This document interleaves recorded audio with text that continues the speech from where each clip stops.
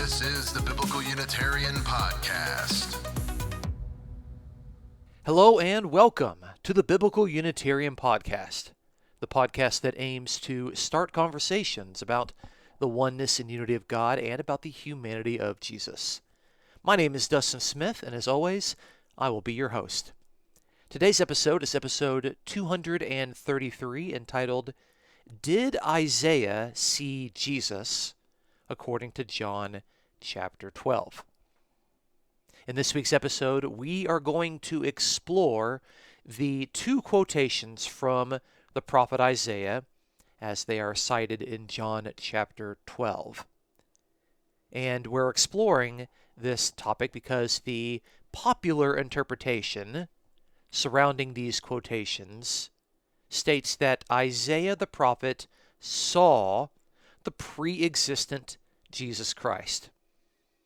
Now, this raises a number of logical problems and potentially some logical fallacies, but I'd like to look at this point in detail. This is not actually a particular passage in Unitarian circles that gets a lot of attention, so I wanted to take a stab at it and to see what the evidence actually suggested.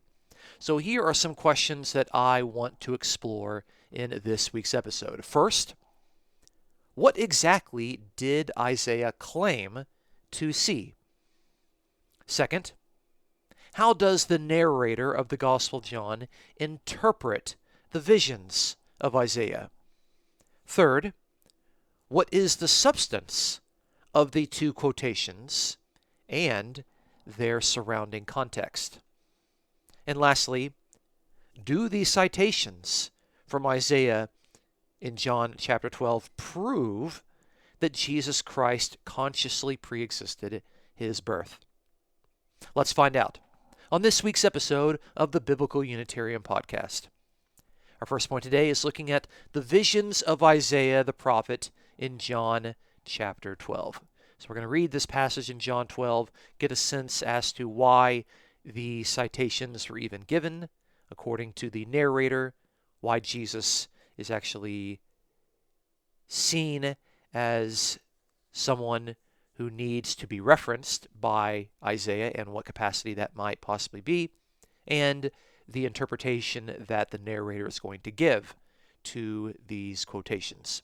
So let's look in John chapter 12, and we're going to start in verse 35. So Jesus said to them, "For a little while longer the light is among you. Walk while you have the light, so that darkness will not overtake you. He who walks in the darkness does not know where he goes. While you have the light, believe in the light, so that you may become sons of light." These things Jesus spoke, and he went away and hid himself from them. But though he had performed so many signs before them, yet they were not believing in him. This was to fulfill the word of Isaiah the prophet, which he spoke. And the quotation begins, "Lord, who has believed our report? And to whom has the arm of the Lord been revealed?" End quote. For this reason, they could not believe. For Isaiah said again, begin quote, "He has blinded their eyes and hardened their heart, so that they would not see with their eyes and perceive with their heart, and be converted, and I would heal them." End quote. These things Isaiah said because he saw his glory, and he spoke of him. Nevertheless, many even of the rulers believed in him, but because of the Pharisees they were not confessing him, for fear that they would be put out of the synagogue, for they loved the approval of men rather than the approval of God. That's John chapter 12, verses 35 through 43. So as you can see in this passage, Jesus is performing miracles. He summons his listeners to walk in the light so that they can become children of light. But Jesus goes away, and the narrator tells us that Jesus had performed a great many signs before the audience Unfortunately, they were not believing in him. And this triggers the need to cite the prophet Isaiah twice. The first citation is in John 12, verse 38, and the citation is from Isaiah chapter 53, verse 1, which is part of the fourth suffering servant song within Isaiah. If you are familiar with our previous episode, we looked at the suffering servant songs in Isaiah, and those occur in Isaiah chapter 42, 49, 50, and then 52/53. The one in 52/53 starts at the end of Isaiah 52, and it extends all the way to the end of Isaiah chapter 53. So this citation comes from that fourth and final suffering servant psalm. And then the narrator tells us in John 12:39 that for this reason they could not believe, because Isaiah said, and then there's another quotation.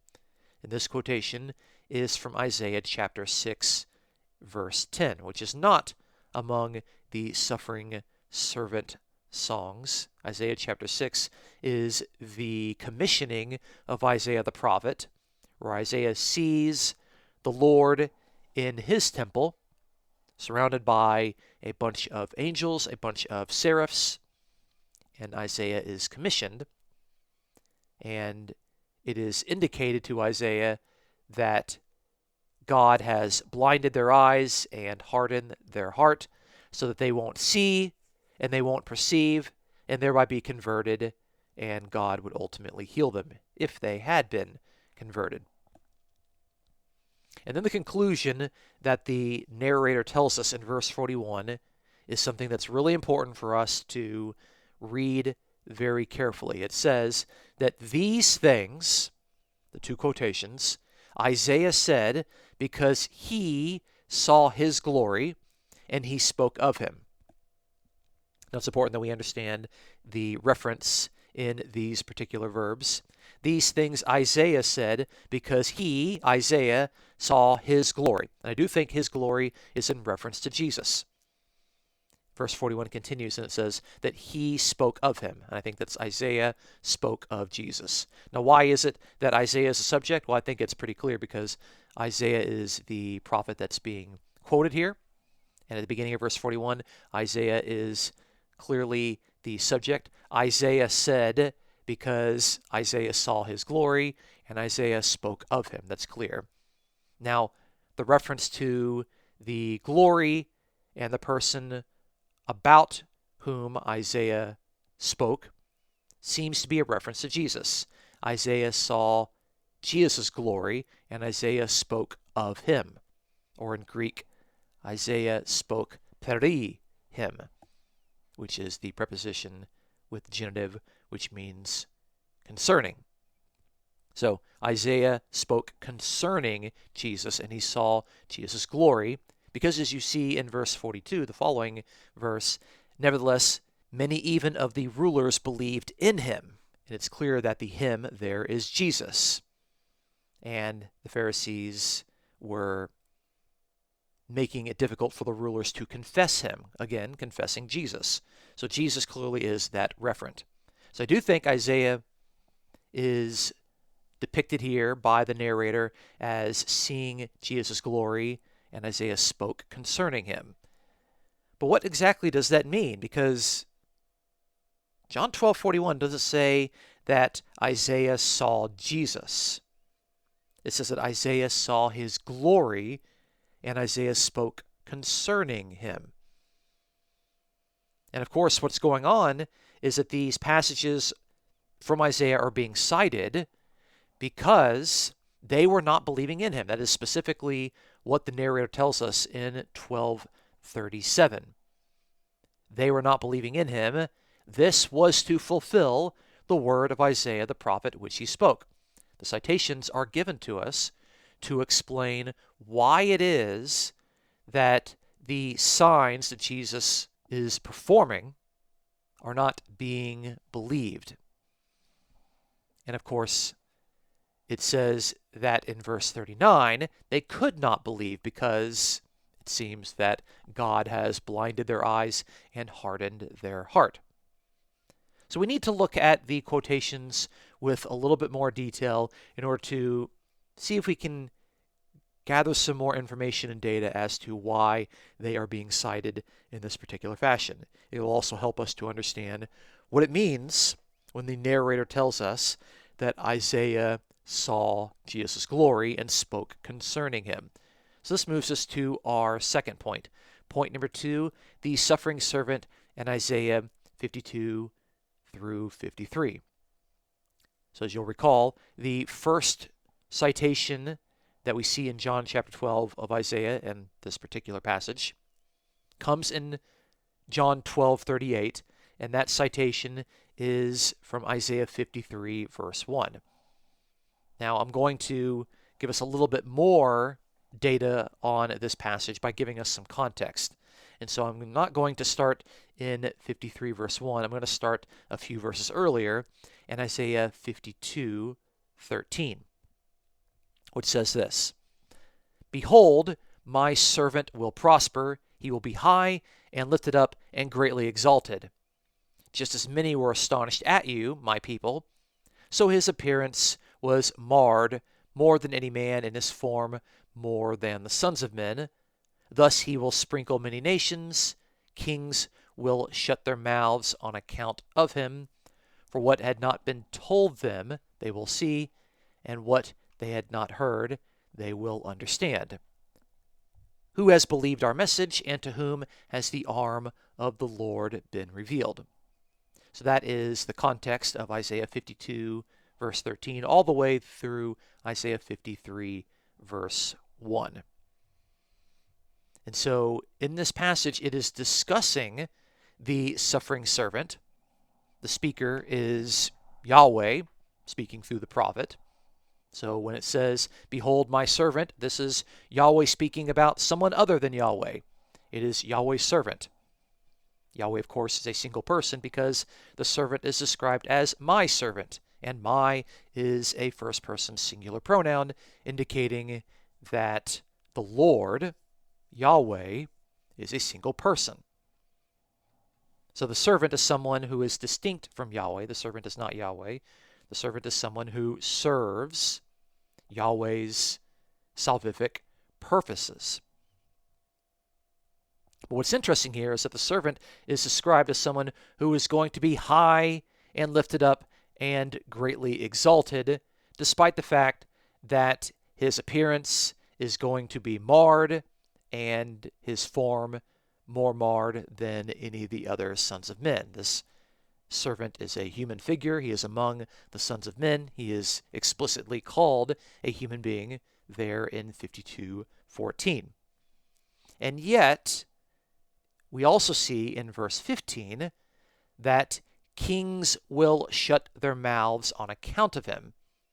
For what they had not been told, they will see, and what they had not heard, they will understand. So it's very interesting that the passage here mentions not only the fact that this servant is going to be high and lifted up, but also that kings are going to shut their mouths on account of him. And it's interesting because in John 12, one of the reasons that's given for the citation, at least of this particular passage, is that the rulers believed in Jesus, John 12:42, because of the Pharisees, they were not confessing him. So it seems that there is a reference to the context of Isaiah 53 verse 1, which is the verses prior to that, Isaiah 52:13, 14, and 15, because they refer to the fact that kings are going to shut their mouths on account of him. And as we see in the narrative of John's Gospel, the rulers are not able to confess him.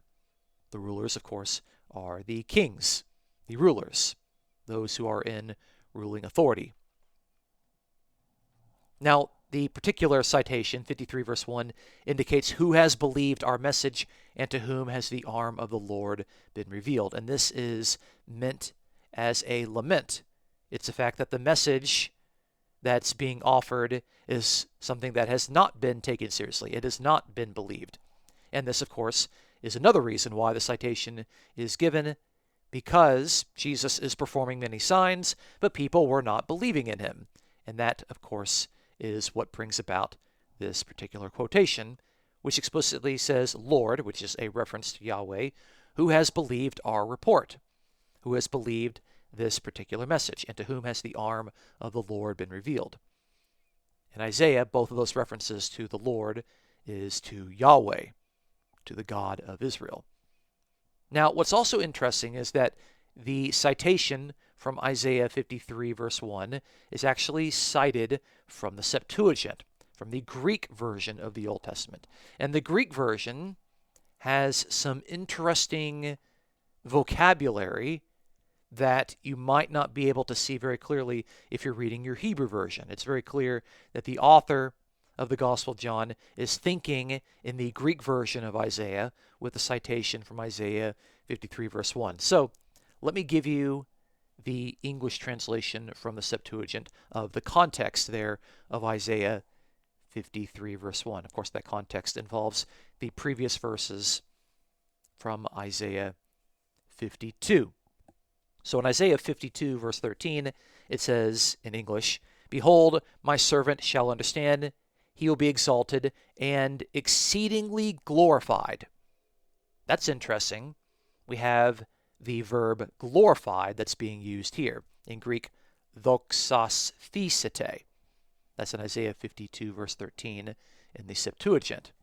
It means that he is going to be glorified greatly. And this is very important because the reason why the quotations is given is stated in John 12:41, that these things Isaiah said because he saw his glory. And what do we see here? Isaiah is being quoted from the Septuagint, and the Septuagint uses glorification language not for Yahweh, but for Yahweh's servant. The servant is going to be glorified. Let's look at the next verse, Isaiah 52, verse 14. As many shall be amazed at you, so shall your face be without glory from men, and your glory shall not be honored by the sons of men. That's the English translation of the Septuagint of Isaiah 52, verse 14. And so we have glory language that's being used there multiple times. Remember, these things Isaiah said because he saw his glory. Now, you wouldn't get that impression if all you did was you read the passage and you saw the quotation from Isaiah 53, verse 1, which says, Who has believed our report, and to whom has the arm of the Lord been revealed? There's no reference there to glory. The noun glory doesn't show up. The verb to glorify doesn't show up. But when you go back and you look at the context, and you note that Isaiah 53, verse 1 is from the Septuagint, and you see how the other verses from the Septuagint explicitly use glorification language, the noun and the verb, to refer to the servant, it starts to make a little bit more sense. So Isaiah did speak of the suffering servant's glory. That is quite clear. The pieces are starting to come together a little bit better. Let's look at the other citation, the citation from Isaiah chapter 6. This moves us to our third and final point, which is Isaiah's vision of God on the throne in Isaiah chapter 6. Now, Isaiah chapter 6 is the commissioning passage for the prophet Isaiah. Most of the major prophets will give a passage or a chapter that describes the way in which they are encountered by God and how God commissions them to function as an authorized prophet. You could see this in Exodus chapter 3, where you have the commissioning of Moses, or Ezekiel chapter 1 with the commissioning of Ezekiel. But Isaiah's commissioning happens 6 chapters into his narrative. It's Isaiah chapter 6. So I'm going to read verses 1 through 10 of Isaiah chapter 6.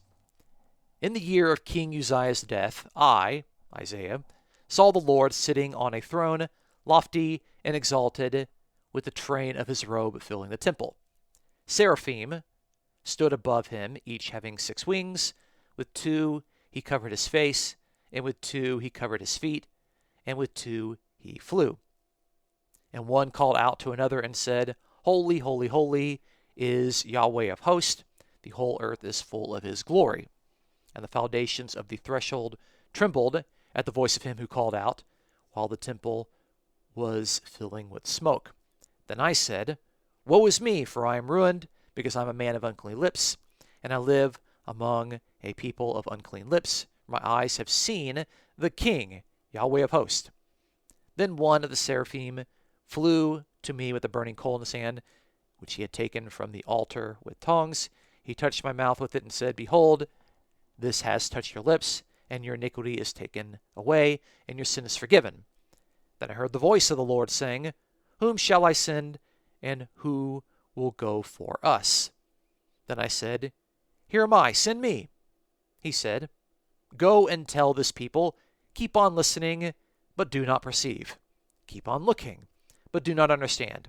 Render the hearts of this people insensitive, their ears dull, and their eyes dim. Otherwise, they might see with their eyes, hear with their ears, understand with their hearts, and return and be healed. That's Isaiah chapter 6, verses 1 through 10. So remember, Isaiah chapter 6 and verse 10 is cited to indicate that the signs that Jesus had been performing were not being believed, leading to a rejection, leading to the first citation from Isaiah 53 verse 1, Who has believed our report, and to whom has the arm of the Lord been revealed? And we can see here the reason is that the hearts of the people are insensitive, their ears are dull, their eyes are dim, because if they were able to see with their eyes, hear with their ears, and understand with their hearts, they would return, they would repent, and of course they would be healed. But of course they aren't doing that because they aren't listening to God's servant. They aren't listening to the servant that is declaring the report of Yahweh. It is declaring Yahweh's salvific message. So there's an insistence in both of the citations involving the rejection of the message of the Lord, who has heard our report, who has listened to our report, and the reason why is that the hearts are insensitive, the ears are dull, and the eyes are dim. Now, specifically in John's Gospel, the reference is that the eyes are blinded, John 12:40, and the heart is hardened. Otherwise, they would see with their eyes and perceive with their heart and be converted, and I would heal them. So the reference to the ears is not mentioned there.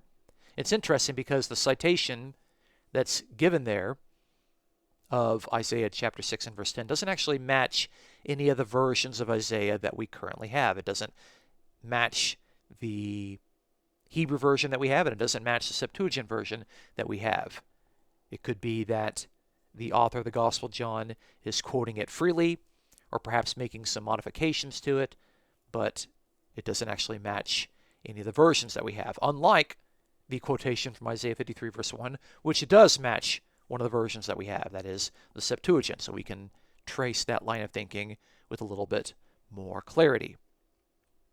So what we can see is that the message of the prophet is being rejected by the people. This, of course, indicates the fact that the quotation is used to reference the rejection of Jesus' signs. And remember, the whole purpose of this is the statement the narrator gives in John 12:41.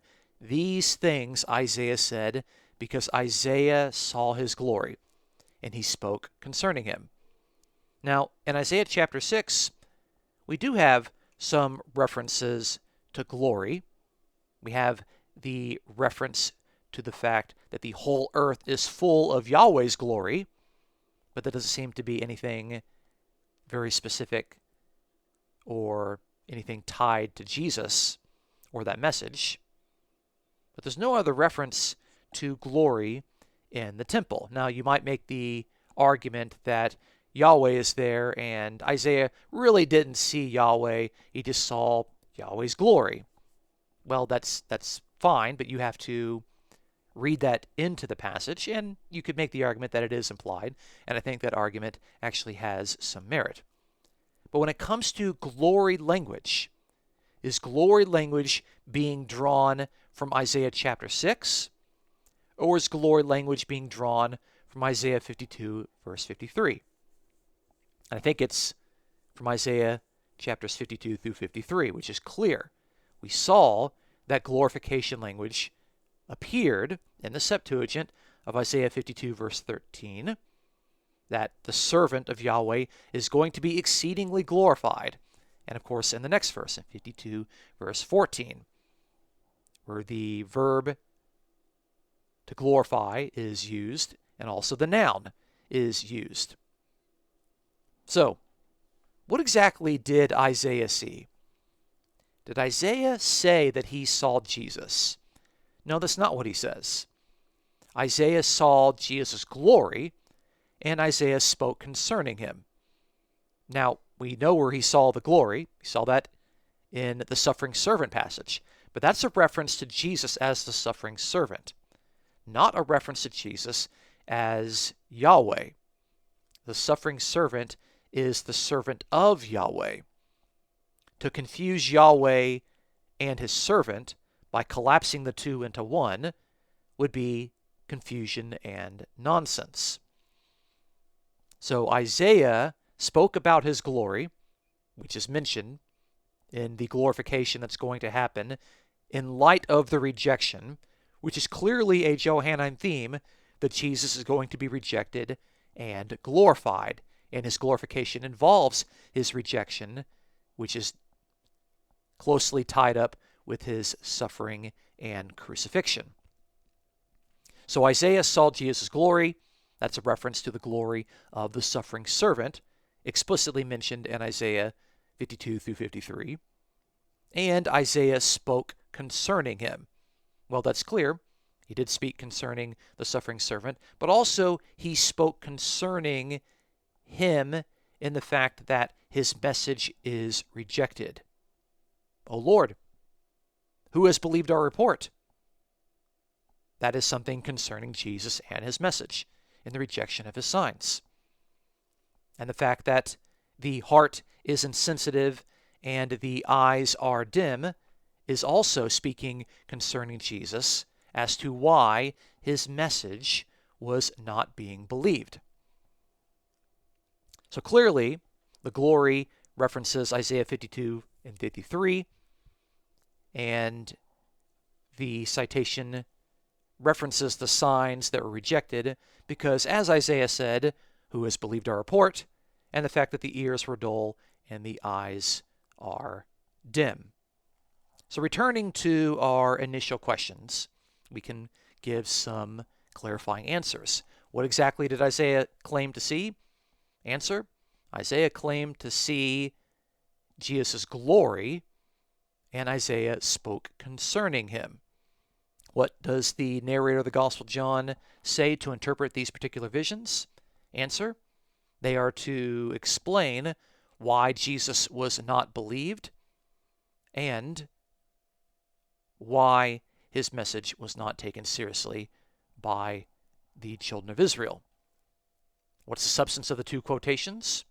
We have from Isaiah 53 the reference to the suffering servant who's going to be glorified, and yet he is someone who is not going to be believed. And from Isaiah chapter 6, there is the fact that the message of Yahweh is going to be rejected.